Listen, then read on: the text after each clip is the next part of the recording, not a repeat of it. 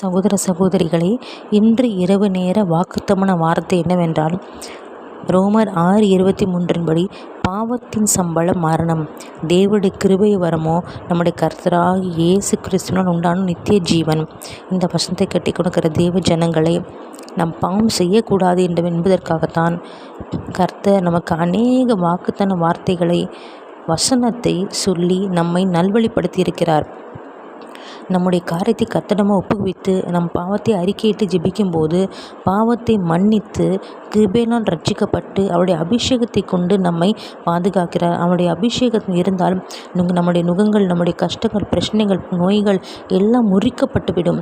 ஆகவே ஆவியானுடைய கிருபை வரவும், ஆவியானுடைய அபிஷேகத்தையும், ஆவியானுடைய வல்லமையும், ஆவியானுடைய ஐஸ்வர்யத்தையும், ஆவியானுடைய எல்லா ஆசீர்வாதங்களும் நாம் பெற்றுக்கொள்ள நாம் அதிகாலை வரை தேட வேண்டும்.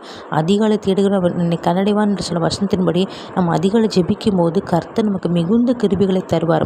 உங்களுக்காக ஜெபிக்கிறேன். கர்த்தாவே, ஸ்தோத்திரம் கர்த்தாவே, எங்கள் ஒவ்வொரு காரியமும் தகப்பனே, பாவத்தில் விழும்படி தகப்பனே சப்பா, நாங்கள் அறியாமலே தகப்பனே பாவம் சில நேரம் வந்துவிட்டது ராஜா. ஏசப்பா, எங்களுக்கு கிருபையாய் மன்னிங்கப்பா. ஸ்தோத்திரம் கர்த்தாவே, நீ சொல்லிக்கங்க, நான் பாவத்தை குறித்தும் நீதி குறித்தும் நியாய தீர்ப்பை குறித்தும் கண்டித்து உணர்த்துவேன் என்று சொல்லிங்க ஏசப்பா. நீங்கள் ஆலோசனை கர்த்தாவாக இருந்து எங்கள் ஒவ்வொருத்தருக்கும் கண்டித்து உணர்த்துங்க ராஜா. நாங்கள் உண்மை போல பரிசுத்தமாக ஜீவிக்க விரும்புகிறோம் அப்பா. ஸ்தோத்திரம் கர்த்தாவே, துதி கன மகிமையெல்லாம் இயேசு கிறிஸ்துவுக்கே செலுத்துகிறேன். மீட்பெரும் இரட்சகருமாகிற இயேசு கிறிஸ்து இன்ப நாமத்தில் ஜெபிக்கிறேன் என் ஜீவன் நல்ல தகப்பனே, ஆமேன்.